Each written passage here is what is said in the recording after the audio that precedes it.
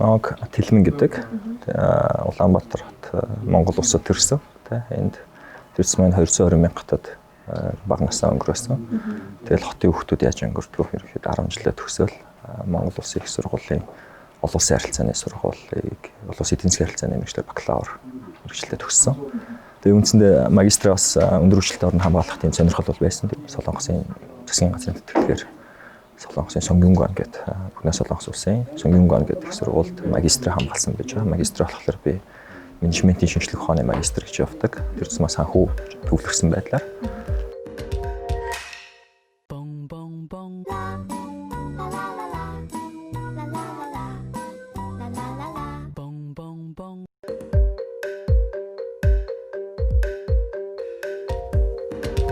мэдээж хэрэг материалын шат байгаа. Материалын шатн дээр тэр чинь олон өнгөж байгаа шүү дээ. 270 хүнээс бидний үед 8 хүн явсан. 270 материал өгсөн гэсэн. Тэднээс ялгарч авах шаардлага гарч ирж байна. Тэр материал бүгд л бол дандаа сайн материалтай байгаа шүү дээ. Тэрнээс юугаа ялгарх юм гээд. Зүгээр яг хүмүүс нэг мартчихад байдаг юм юу гэхээр тухайн шаардлагатай материалууд гэдэг нэг 10 жигсаалт байлаа гэж бодоход тэр 10-ыг л өчтдөг аахгүй. Тэр өөрөө нөгөө нэг волонтерч байдаг юм уу янз бүрийн уралдаан тэмцээнд яажсан юм ба давхар хавцархаад өгчвөл бас их материалын шатыг давхад дөхөм юм болов уу гэж боддог. Яг л яг бүгдээрээ 100 оноотой хүүхдүүд ороод ирэхэд аль нэгийг л нэг шалгуураар сонгох байхгүй. Тэгэхээр ихний ээлжинтэй. Тэр тэн дээр юу харуулах болцоотой тэднэрийг бас нэмэлтээр хүчүүл зүгээ санагдсан. Хоёрдугаарт нь мэдээж хамгийн том юм бол нөгөө нэг self introduction эсэ тэ өөрийнхөө танилцуулах тэр нэг сториг гоё гаргаж өгөх хэрэгтэй байдаг. Тэгэхээр өөрийнхөө амьдралын түүхийг худлаа ярихгүй үнэнгээ нэг жоохон ингээд нэг тийм сонирхолтой болгож харуулж бичих нэг үзэг байдаг. Миний хувьд бол нэг сонирхолтой нэг түүхтэй 10 жилээ төгсөхдөө алтан медальтай төгссөн байдаг. Тоо хэл энтертэй айгуу сайн байсан. Гэхдээ өнгөрч явж байгаад конкурсанд унтсан. Тэгээ би 1 жил өмжиж байгаа дараа жил нь конкурсанд тэнцэж орсон байхгүй. Яг энэ түүхээ болохоор би яг self introduction эсэд оруулж өгдөг байхгүй. Би ингээд амар өнгөрөө ингэж явж байгаад инглээ эсэ бичих угаасаа тактикуд гэж яддаг шүү дээ. Залуучууд ингээд харах юм бол шууд ихлэ тураангуулчих болтгоо. Яг сторигоор хүнийг нөгөө дуустал нь унших тэр нэг сэтлийг төрүүлэх ёстой ч тэрийг бас сурч хэрэгтэй л байна л та. Яг тийм байдлаар амар мундаг сурч явж ирсэн унчлаа гэл тэрнүүт хүн яасан юм бол цаашаа гэл те. Тэгмэл яг тэрэн дээр нь би эндээс яг arrogant бардам байх өөртөө ихтэй хоёр ялгааг олсон ч гэдэг юм. 1 жил өнжөөд. Би тиймэрхүү юмд оруулж өгөөд материалын шатнд тэнцсэн. Ярилцлагын шат бол ярилцлагын шат дээр болохоор би солонгослтой нэг тийм сайн биш байсан. 1 жилийн солилцоогоор англи дээр ирж ирсэн баггүй. Жохон цацсан. Англи болохоор бас нөгөө нэг локал гэдэг юм уу. Эндээс сурсан учраас бүр тийм амар native speaker-ууд шиг ярихгүй шүү дээ. Тэгэхээр энэ хоёрыг нэг дунджаас нэг жоохон дэшиж мэддэг байсан байхгүй. Тэгэхээр энэ хоёрыг холбож ерөнхийдөө арга зал хэрэгэлсэн гэсэн үг.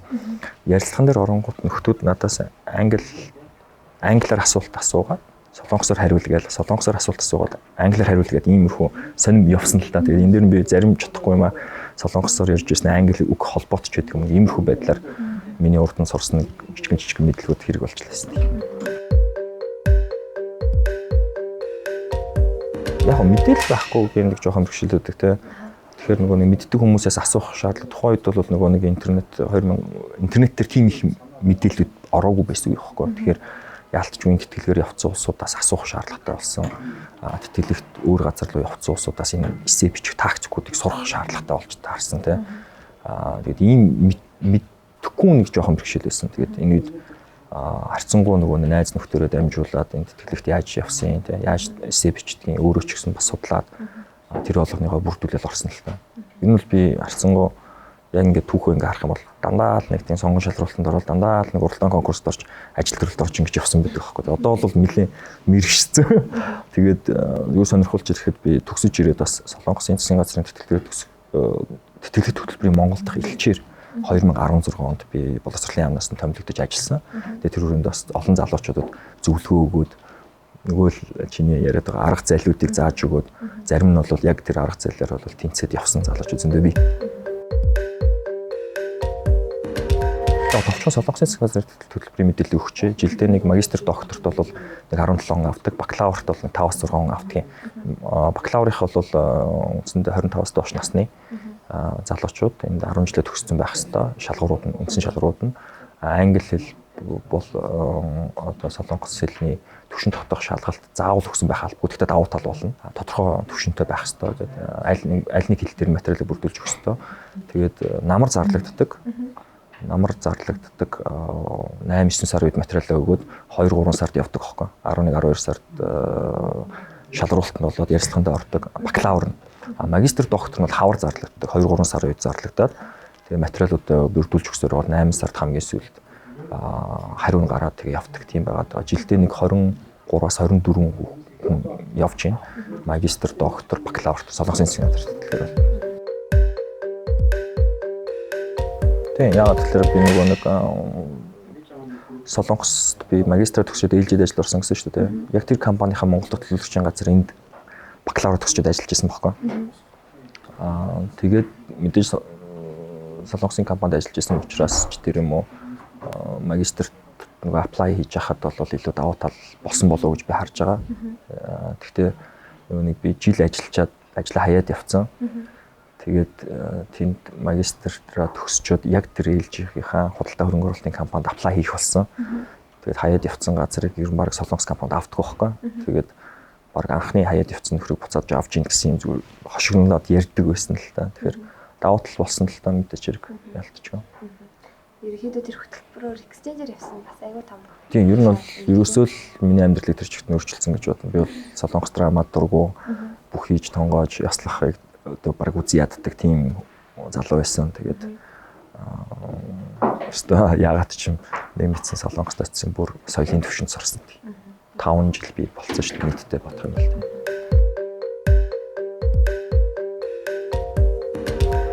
Яг Солонгосын сэтгэл болохоор нөгөө нэг мэдээж урт хугацаанд Солонгост бие сэтгэл зүйн хувьд одоо суралцж амьдрах тийм боломжтой гэдэг юм да. Тийм хүн байх хэрэгтэй гэдэг шинжилгээний дүүтэй.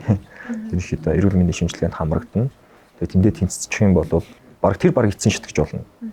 Эрүүл мэндийн сэтгэл зүйн хувьд урт удаан хугацаанд сурах болцоотой байна уу гэдгийг хардаг. 7 сард хариугаа авчаад үндсэндээ визэндээ орно. Тэгээ цаанаас чиний ирэх гэж байгаа хугацаатай чинь тааруулаад билетийг чи авч өгнө. Тэгэл 8 сарын сүүлээр явдаг. Санагч нь одоо ч гэсэн тийм байна. Тэгэхээр чи нэг 3-аас 5 сургууль сонгож байгаа. Тэ? Тэнгуут элчин сайдын ямаар дамжуулаад материалаа өгөөд ярилцлагатаа ороод ингэж байгаа. Тэгээ тэр сүүлийн шит нь болохоор тухайн сургууль нь тухайн хүнийг авах уугүй гэдгийг шийддэг нэг юм байж байгаа. Элчин сайдын ямаад авцсан ч гэсэн.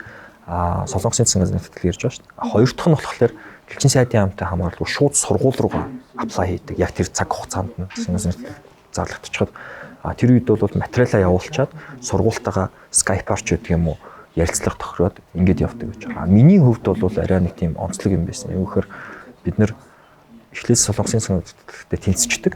Очоод нэг жил хэлний төвд сурчдаг. Сурж байхдаа нэг хэлний оноогоо авдаг. Тэгээд дараа нь яг ингээд Солонгосын сургуулиуд квот өгчдөг байхгүй. 4, 5, 6. Тэгвэл сайн сургуулиуд төр чинь айгүй олон apply дахиад өрсөлддөг байсан миний хувьд. Нэг тийм одоо бол арай өөр болцсон баг тийм.